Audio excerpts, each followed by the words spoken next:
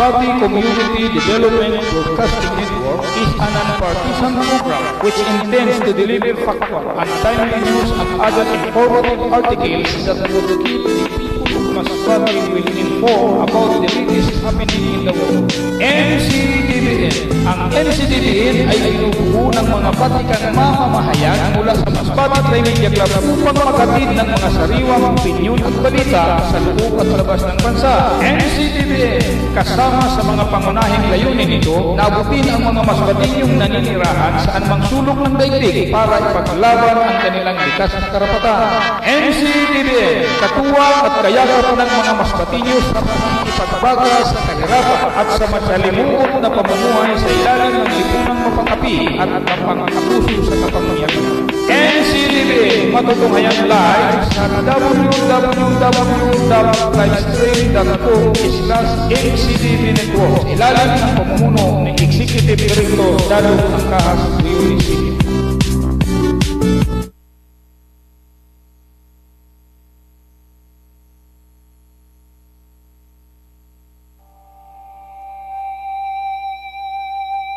Maipaabot sa lahat ang kaganapan sa loob at labas ng bansa. Mailabas at mapakinggan ang boses ng mga naapi. Hihimayin at bibigyan pansin ang mga bagay-bagay na sa aming tingin ito'y napapabayaan, naaabuso at kailangan ng pagbabago. Ito ang programang Tatsulog! Tatsulog! Mapapakinggan at mapapanood sa www.livestream.com/mcdbnetwork tuwing Sabado at Linggo mula alas 3 hanggang alas 4 ng hapon dito sa MCDBN, Masbate Community Development Broadcasting Network. Makakasama nyo sa programang ito si Father Rene Invento at si kasamang Hiner Jenmag Magbuhos. Tatsulog!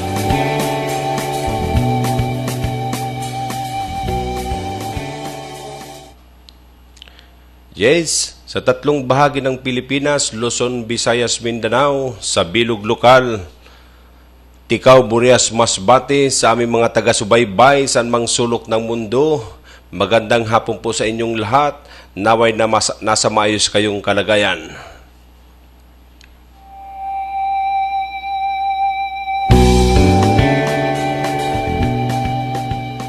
Well, mag-isa nyo pa rin ako makakasama sa programang ito dahil ang aking partner na si kasamang si Father Rene Invento ay siya po ngayon ay nahuli. Nahuli po siya ng sakit na ubo at sipon. may love sick po siya, love knot. Anyway, sa may mga birthday ngayong araw na to, June 12, 2016, maligayang kaarawan po sa lahat ng mga nagsisilibra ng kanilang mga birthday. Binabati ko rin po ng happy birthday itong si Enilyn Ruelan. Nandiyan po sila ngayon sa may beach dyan sa may Mahayahay Beach. Diyan po siya nagsilibra ng kanyang birthday at maligayang kaarawan po. Naway maging masaya kayo ngayon sa araw na ito. Oo. So, yung pulot, po namin, antayin na lang po namin yung padala nyo po dito na merienda. So, kasama si Enilyn Ruela, happy birthday po ulit sa inyo. Well, sa aking partner, si Father Rene Invento, Father Git Wilson. Naway, mayroon naman, anyway, mga kaibigan, mayroon naman pong issue ng pagpatay na maaaring may kaugnayan po sa politika. Oo, dito po sa Masbate. Para po sa kalaman ng lahat, may isang barangay chairman naman po na pinaslang dyan sa bayan ng Milagros, Barangay Bangad. Anyway, hindi po ito ang kauna-una, after po ng eleksyon, hindi po ito ang unang nangyaring may pinatay na barangay chairman, ex-barangay chairman. Noong pong nakaraang buwan, after nung May 9, so May 18 po, isang ex-barangay chairman dyan sa bayan ng Kawayan, barangay,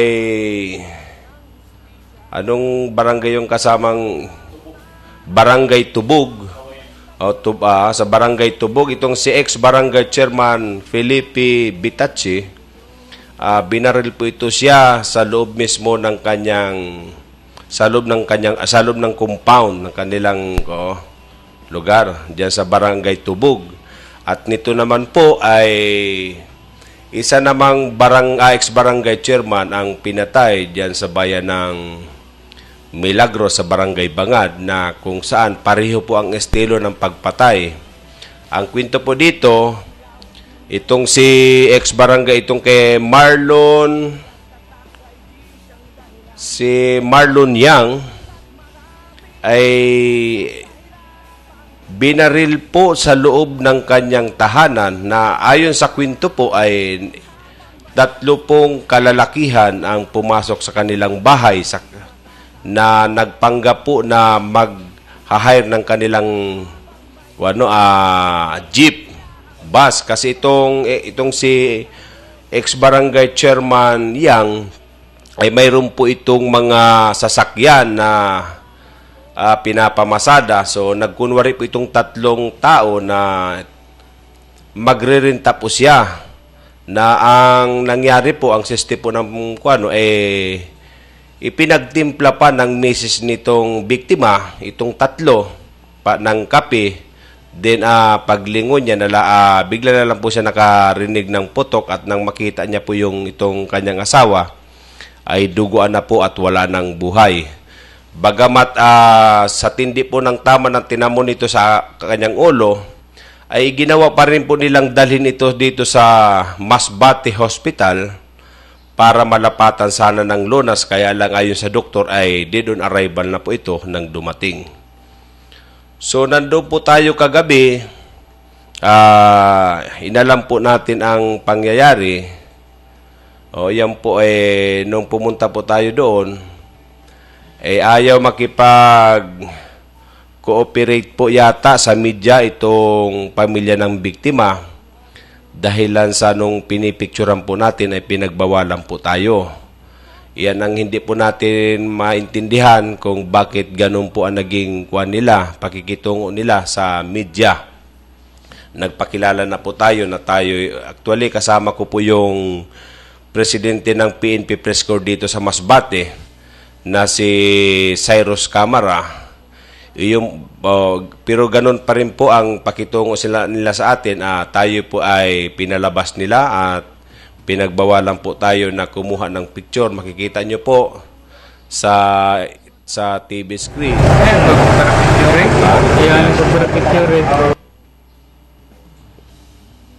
Nandiyan po na kung saan pinagsabihan po tayo o pinagbawalan po tayo na huwag tayong mag-picture. Yan po ang nagkaganapan doon kagabi po yan, nung pumunta kami doon sa Masbate Hospital. So, ito po ang pangyayari po, itong pagpatay, bali, magkapareho po ito. Itong tungkol naman po dito kay ex-barangay chairman Felipe Bitacci. Ganon din po ito, madaling araw po, inabangan po ito sa labas ng kanyang gate nang magkaroon ng pagkakataon ng mga salarin. Bali 3 tao din po ang gumawa nito, na hindi hanggang sa ngayon po wala pa rin po maibigay na kasagutan ang PNP, o wala pa rin pong nangyaring development. Dahil hanggang sa ngayon wala pang nahuhuli o napapanagot doon. Itong ditong pagpaslang kay Felipe Bitacci. Binaril po itong si Felipe Bitacci sa likod, nakatakbo po ito sa kanyang bahay at gawa pang isugod sa hospital ng pamilya. Ngunit dahilan sa tindi ng tama po nito sa kanyang katawan, hindi na rin po ito nakasurvive, so namatay din po ito. Anyway, sa kalaman po ng lahat, ito pong mga nangyayari ngayon na mga pagpatay, ang kalimitan po ang mga salarin po dito ay mga riding in tandem. Nung Friday po, June 8 yata yun, kasamang J. Oo, ito naman po si Kagawad Titing na Francisco ay binaril din po ito habang kumakain sa isang turo-turo o yung bang mga kainan dyan sa mga gilid ng kalsada. Ito pong si Titing na Francisco ay barangay kagawad po ito ng Barangay Narsiri, Masbate City. Bagamat maayon sa mga nakakita po o nakawitness sa pangyayari, ay natunugan itong si Kagawad Francisco yung mga salarin kung kaya nagawa nitong tumakbo doon sa may loob ng bahay, na kung saan may batang nakaupo doon at ginawa po niya nitong human shield. Kung kaya hindi po siya binaril ng mga suspect sa kanyang katawan, kung hindi sa kanyang paalang po dahil hawak-hawak niya po yung bata. Ginagawa nga niya po pananggalang, kaya kung ito po nasayon na sa mga kwento, kung mga naging anak daw po ito ng kagawad, ay maring binaril na rin ito. So, pilit pa rin po nating inaalam sa mga kapulisan dito sa siyudad ng Masbate ang tungkol doon po sa pangyayari, kung nahuli na ba nila ay yung mga salarin. Pero mukhang laging tahimik po ang PNP. Wala pong ipinapalabas na mga sa media about sa pangyari, kung sino ba may kagagawan, ano ba po ang motibo. Hanggang ngayon po, patuloy pa rin ang mga pag-iimbestiga dito sa pagkamatay ng dalawang ex-barangay chairman, baging dito po sa barangay Kagawad. So, tinatawagan po natin ng pansin ang ating mga kapulisan dito sa probinsya ng Masbate na sana naman po ay magtrabaho kayo.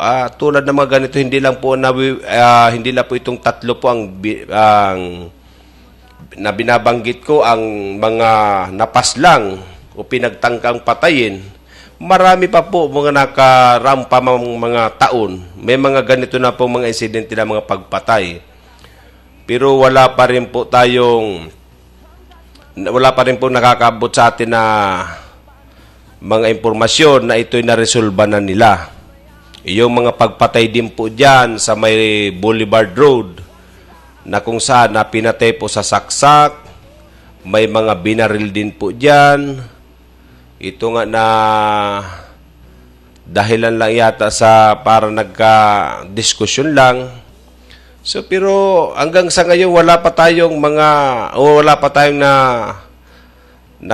pong nakakarating sa atin na impormasyon na mga nahuli na po nila ang mga gumawa ng mga krimen na to.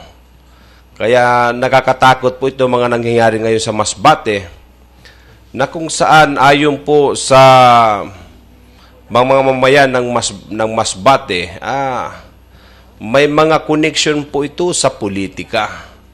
So ayaw po nating direktang pero iyan po ang lumalabas sa bibig ng ating mga kababayan dito sa Masbate, na kung saan yung sinasabi ng yung paniningil after ng eleksyon. Kumbaga, siguro, kung lalo yung mga natalo, nagbigay ng malaking halaga, wala, tapos yung tumanggap naman ng pera, hindi naman nila nagawa yung dapat nilang gawin, doon na yung mga paniningil. Din dito naman po sa ex-barangay chairman, dyan sa bayan ng Milagros, Barangay Bangad, ayaw po natin magsabi na may kaugnayan po sa politika, kasi yun pong nababanggit lang po natin dahil ayon po sa mga tao na sinasabi nila na may connection po sa politika. Iyon pong asawa nitong biktima, itong si ex-barangay chairman Yang, ayon po sa misis nito, nung tinanong po natin siya sa kung ano po ang kaugnayan o ano po ang sa tingin niya ang naging dahilan kung bakit pinaslang ang kanyang mister, ang nasagot po nito sa amin is, kung may naging kasalanan man daw po itong si Marlon Yang, maring ito lang po ay dahil sa nagbigay ito ng suporta sa kay Mayor Magbalon, Junjun Magbalon na tumakbong tumakbong mayor na sa bayan ng Milagros diyan. So yun lang po ang nasabi niya sa atin na yun lang po ang nakikita niyang dahilan kung bakit po pinagtangkaan ang buhay ng kanyang mister. Excuse me. So, ibig niya pong sabihin, sa kanya na hindi man niya direktang sinasabi, pero sa ating pakiwari, tila may kaugnayan talaga sa politika. Ayon na rin sa sinabi po ng misis nito.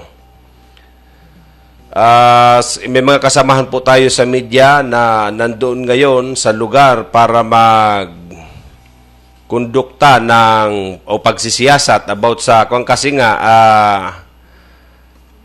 humihingi daw ang pamilya ng ayuda sa media na para matulungan sila para sa ikalulutas po ng kaso dito sa pagpatay sa kay ex-barangay chairman Marlon Yang. Pero hindi na po tayo pumunta doon sa lugar dahilan sa nung kagabi nga po ay kuwan po natin na tayo po napagsabihan na pinagbawalan po tayo na mag-interview sa pamilya ng biktima. Maging yung pagwalang po natin ng video o picture ay pinagbawalan po tayo. So, bakit pa po tayo pupunta doon sa lugar na baka yung kuwan nga din po natin na kung doon pa lang mismo sa hospital, tila ayaw na makipag-cooperate ng pamilya. At least ang layunin lang naman po ng media para maipaabot sa lahat ang mga nangyayari po dito sa loob ng Masbate. Dito po yung mga kaganapan po ng mga pagpatay na kung saan masyadong kawawa naman po yung mga pamilya ng biktima. Dahilan sa mangyayari po diyan ay parang gantihan na lang po yan.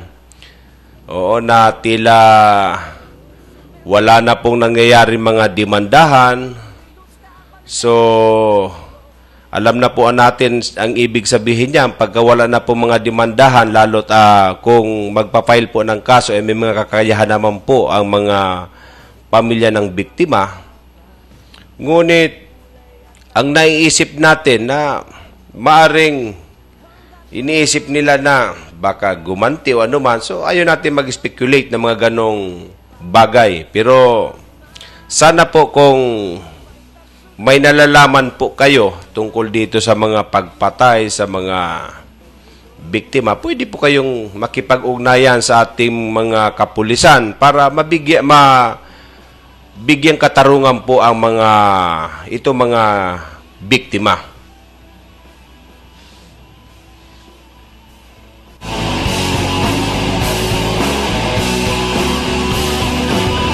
Anyway, magbabalik po tayo mga kaibigan, magkalipas lamang po ang ilang patalastas.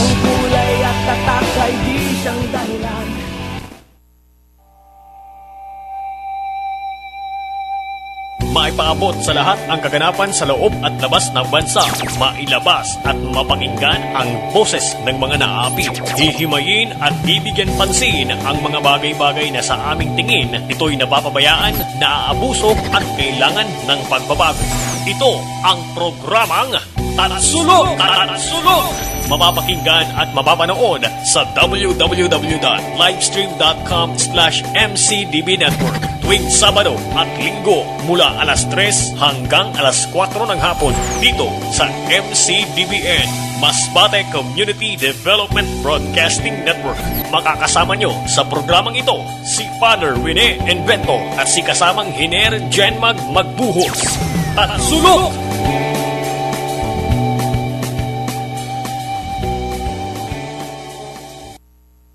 You sent me a card from paradise with coconut trees and a turquoise sea. A nice little note that closed with X's and O's. A sweet little tease from you to me. You bring me the sunshine. You bring me the sun.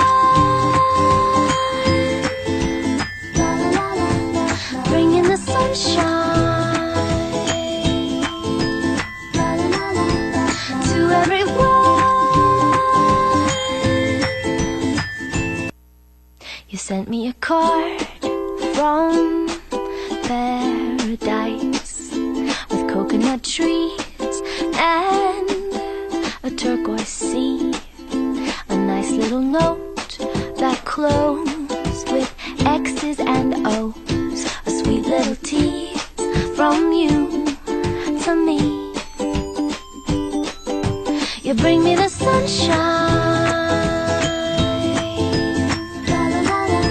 You bring me the sun.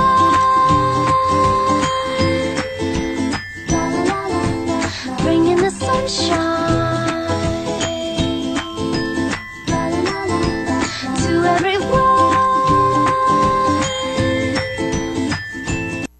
You sent me a card from paradise with coconut trees and a turquoise sea.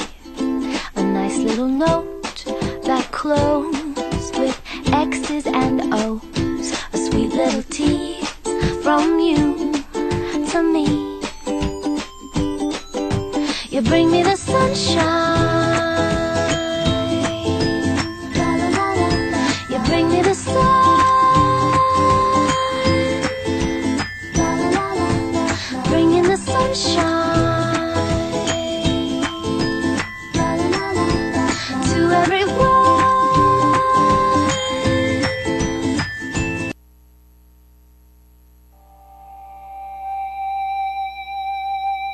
Maipaabot sa lahat ang kaganapan sa loob at labas ng bansa. Mailabas at mapakinggan ang boses ng mga naapi. Hihimayin at bibigyan pansin ang mga bagay-bagay na sa aming tingin ito'y napapabayaan, naaabuso at kailangan ng pagbabago. Ito ang programang Tanasulog! Tanasulog!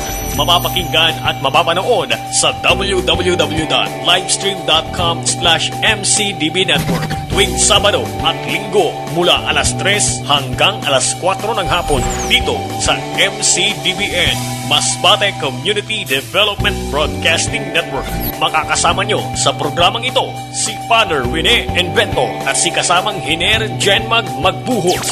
Tanasulog!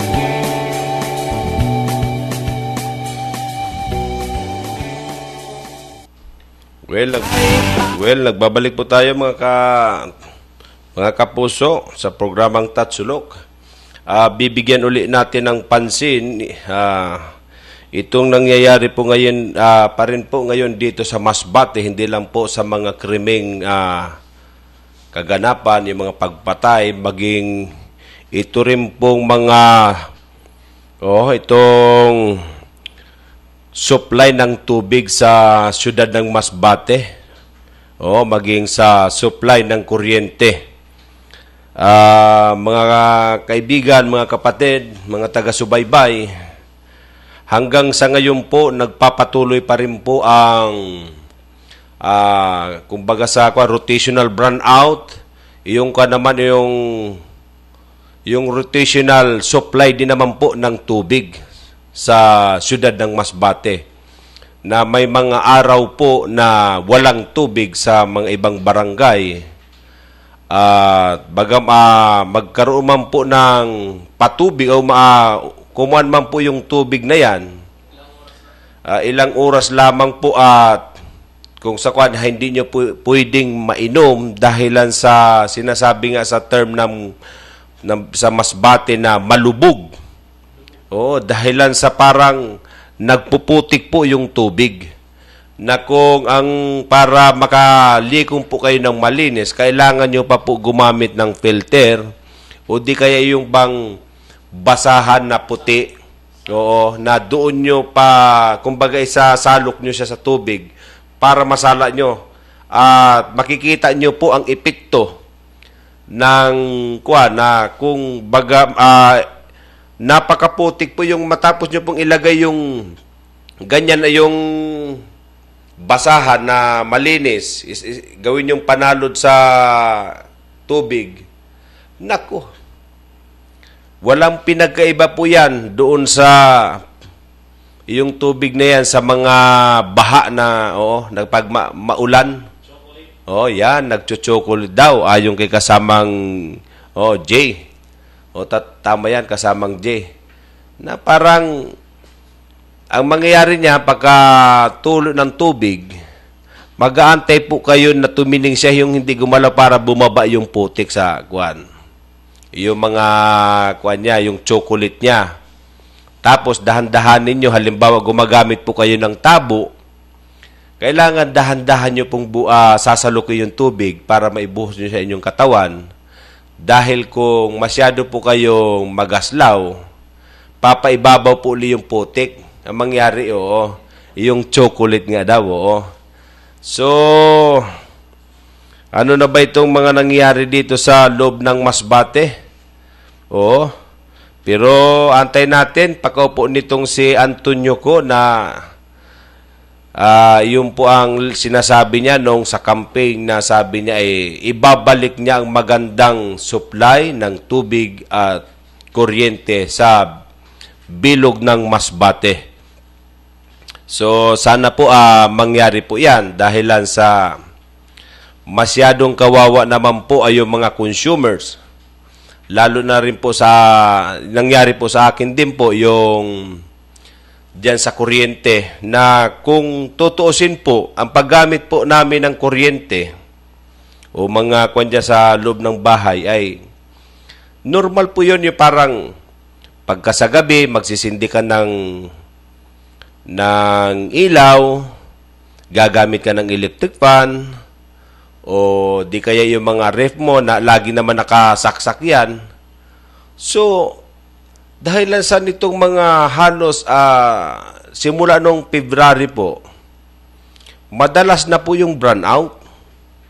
Dapat po bumaba yung bayarin namin, yung bill namin. Iyan nangyari po, naging kabaliktaran. Ipinaabot po natin ito sa kaalaman nitong si Margallo. Siya ngayon ang General Manager ng Maselco sa Masbate. Naipaliwanag po niya sa amin sa atin na maging sila man din daw ay nagtaka kung bakit ganun ang nangyari. Na instead na dapat bumaba yung kumbaga yung kwanang bill, lalong tumaas. So, tinatanong po natin sa kanya kung bakit ganun ang nangyari. Sabi nila, yun daw po talaga So, kaya ang ginawa po natin, sabi ko sa kanya, Sir, hindi po pwede ito dahilan sa kung hindi nyo mapailiwanag po ng maayos, hindi ko po babayaran itong aking bill. Dahilan sa imbis nga na kumbaga bumaba yung bayarin ko dahilan sa kung dati isang araw sa loob ng isang linggo may mga 5 araw lang po, may 2 araw dyan na walang supply ng kuryente. So dapat mabawasan po yung bayarin nyo. Hindi po ba mga kapuso, mga taga-subaybay, kung ating pong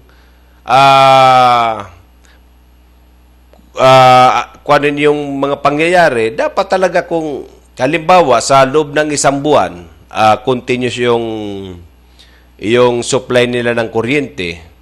Kung nagbabayad ka ng 2,000, ngayon 15 days lang ginamit mo yung ilaw dahil sa iyong bukas brownout, susunod na araw meron namang kuryente. Kung baga alternate, so dapat 1,000 na lang ang babayaran mo kung ganun po ang nangyari. Yan nangyari po ngayon, kabaliktaran.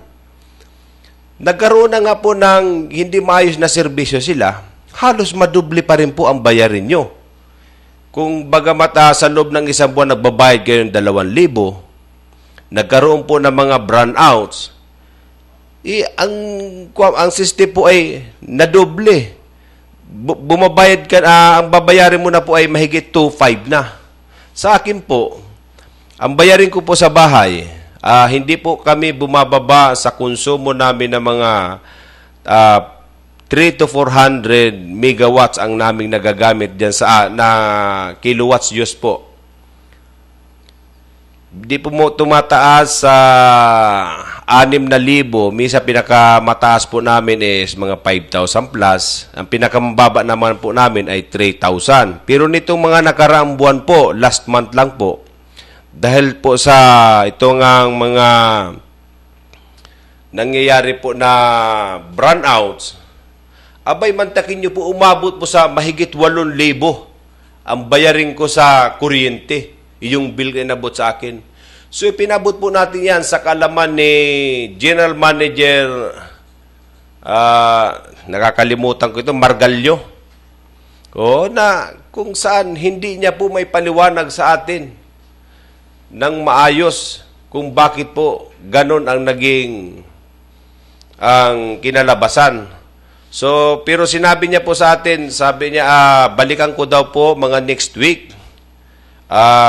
Mayroon titingnan po nila ang mga kuwan doon kung bakit ganun po ang nangyari. Kontador daw nila, ang kontador daw namin, titingnan nila. So, i-check nila yung mga appliances. So, kung baga sa kwan, magsasagawa po sila ng inspeksyon. So, bahala na po sila. Basta sabi ko nga kay General Manager na, sige po sir, wala pong problema. Basta kami po ay tapat po kami na sa aming mga paggamit, hindi po kami nanluluko, yung sinasabi na baka gano'n may wala po yan sa amin. Kaya sana po mabigyan po ng tamang serbisyo yung mga consumers dahil kapag nagkaroon po ng problema, wala naman po sila maibigay na paliwanag. Ang lagi nila pong sinisisi yung DMCI.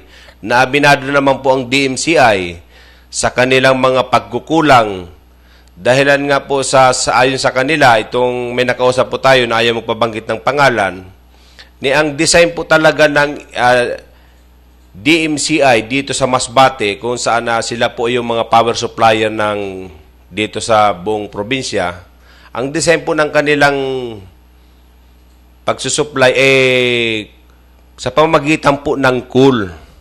Kaya lang po, yung cool po ay hinahadlangan po ng city government, kung kaya hindi po na ipapatupad nila ang paggamit po ng cool. Kaya sabi nila, pinagtiyaga sila ngayon dito sa mga generator set nila, mga genset nila diyan, na kung saan ito parang masasabi na rin natin na mga bulok dahilan sa madalas po masira. So kung bago po yan, ibig sabihin, hindi po mangyayari ang ganyan na ilang oras lang masisira naman, ayusin na naman nila, magkakaroon na naman ng mga brownouts. Iyan po ang pinagtataka natin na sana po ay mabigyan maayos na po nila yung supply ng kuryente dito sa buong probinsya ng Masbate. At lalo na po dito sa syudad na kung saan ay nakakahiya po ito sa mga bisita na yung mga turista natin na pumupunta dito sa Masbate, na kapag sa gabi, napakadilim po ng mga kalsada na yan dyan. At maging ito, lalo pa ito mga krimen na mga nangyayari ngayon. So, nakakatakot na po ito. Lalo't, yun nga, tinakwa natin ang ating mga kapulisan naman dito sa kuwanang Masbate ay parang isigulaki lang sila, hindi mo mapapansin yung mga presensya nila pag halimbawa brownout sa gabi, madilim, dapat nag-iikot sila dyan, maging sa araw man, dapat nakikita natin silang sa mga area na kung saan matraffic, mayroong mga, yung mga, tingnan mo, dyan sa may ko nga, ito nangyari nga dito kay Kagawad Titing Francisco, na kung saan ilang metro lang ang distansya ng pinangyarihan doon sa outpost na kung saan may nakatalaga mga pulis. So bakit po hindi nahuli yung mga gumawa noon? Ngayong malapit lang naman sila sa area. May mga kuwan po dyan, yung mga CCTV natin. Dapat gumagana po yan para kung sa mga, kapag may mga ganitong insidente na mga, o may mga krimen na may mga pinatay na mga tao, ay pwede natin magamit yan para matukoy natin kung sino yung mga salarin. Yung mga pagpapatupad nila ng no helmet policy na hinuhuli nila yung dapat ginagawa nila yan, yung pinapagpasuot nila ng helmet, yung palabas ka ng syudad. Hindi yung dito sa loob ng city na pag nakita kang walang helmet, sisitahin ka nila. Tulad ngayon mga nangyayari ngayon na mga riding in tandem na may mga pinagbabaril na tao. Pag pinadescribe mo yung kuan, yung mga witness, ang sinasabi ng mga witness, yung tao daw bilog ang ulo. Oo. Tapos, walang mukha. Ano ba yan? Pagkukuha na yan, bilog ang ulo yung pala pag-describe nila kasi naka-helmet. Dinidescribe nila, naka-helmet kasi yon. Oo, Power Rangers daw, sabi ni kasamang J. Oo.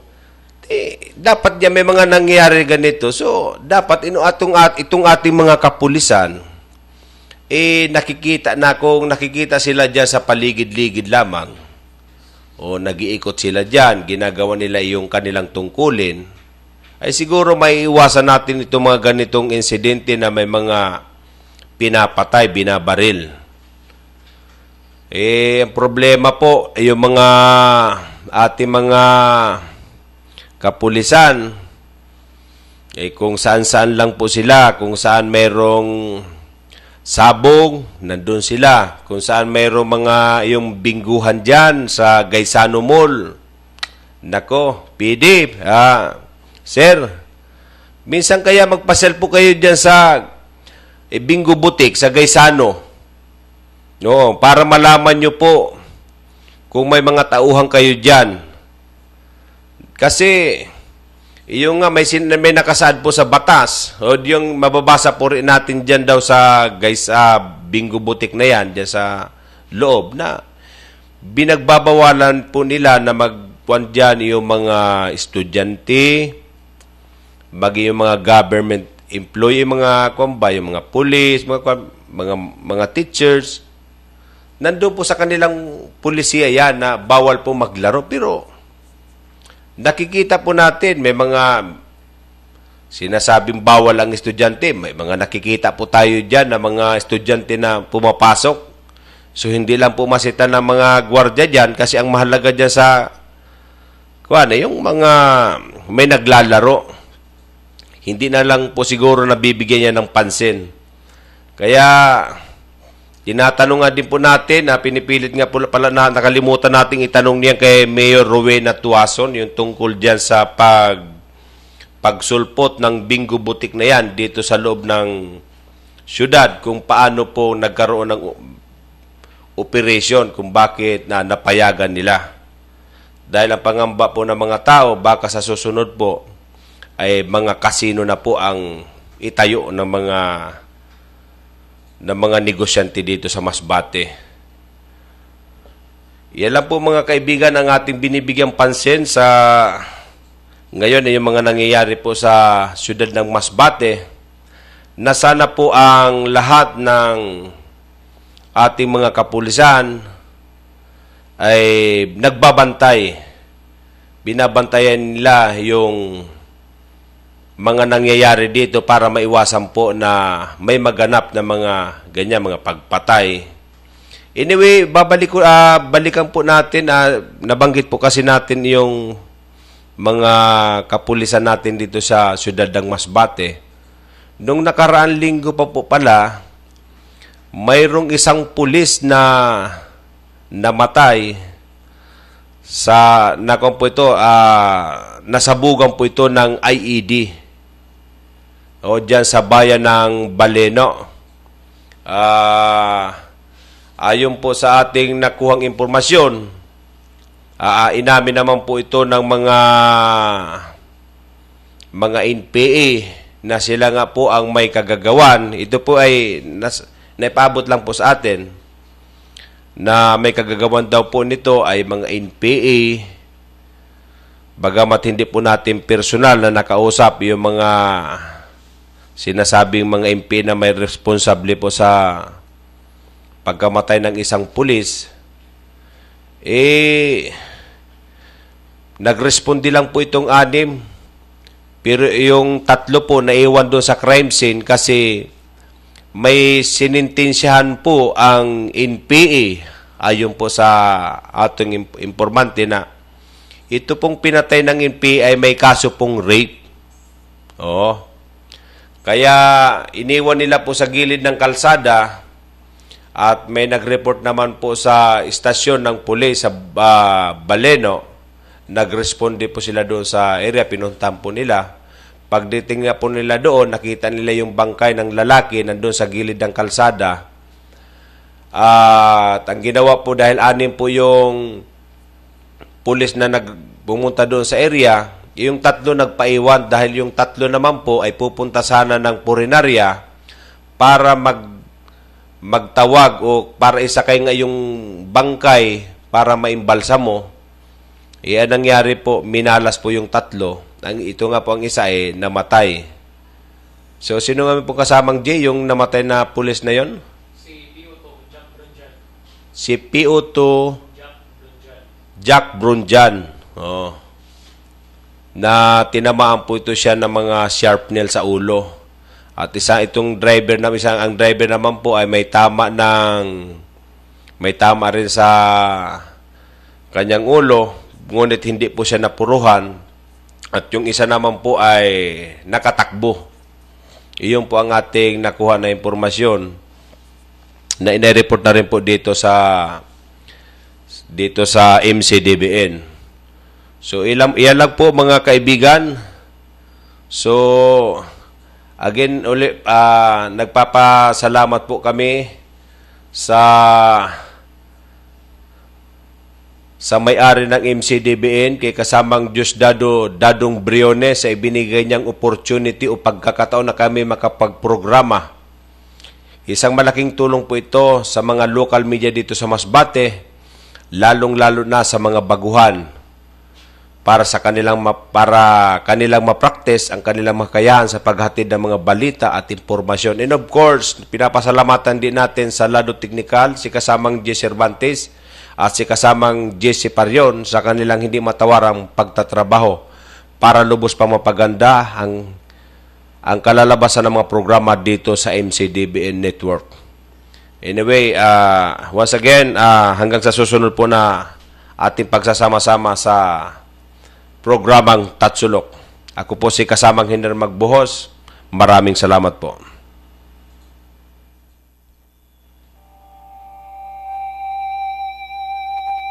Maipaabot sa lahat ang kaganapan sa loob at labas ng bansa. Mailabas at mapakinggan ang boses ng mga naapi. Hihimayin at bibigyan pansin ang mga bagay-bagay na sa aming tingin ito'y napapabayaan, naaabuso at kailangan ng pagbabago. Ito ang programang Tatsulok! Mapapakinggan at mapapanood sa www.livestream.com/MCDBnetwork tuwing Sabado at Linggo mula alas 3 hanggang alas 4 ng hapon dito sa MCDBN, Masbate Community Development Broadcasting Network.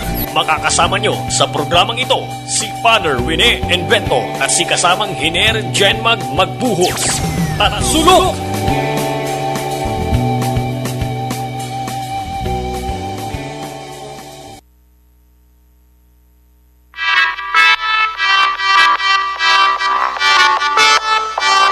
MCDBN, Masbate Community Development Broadcasting Network, is a non-partisan program which intends to deliver factual and timely news and other informative articles that will keep the people of Masbate will inform about the latest happening in the world. NCDBN. Ang NCDBN ay binubuo ng mga batikang mamamahayan mula sa Masbate Trimedia Club upang maghatid ng mga sariwang opinyon at balita sa loob at labas ng bansa. NCDBN, kasama sa mga pangunahing layunin nito, nabutin ang mga Masbatenyong naninirahan saan mang sulok ng daigdig para ipaglaban ang kanilang likas na karapatan. NCDBN, katuwang at kayakap ng mga Masbatenyo sa pagbaga sa kahirapan at sa masalimuot na pamumuhay sa ilalim ng lipunang mapangapi at mapang-abuso sa kapangyarihan. NCDBN, matutunghayan live sa www.livestream.com/NCDB Network, ilalim ng pamumuno ng Executive Director Dalo Angkahas Uyuni City.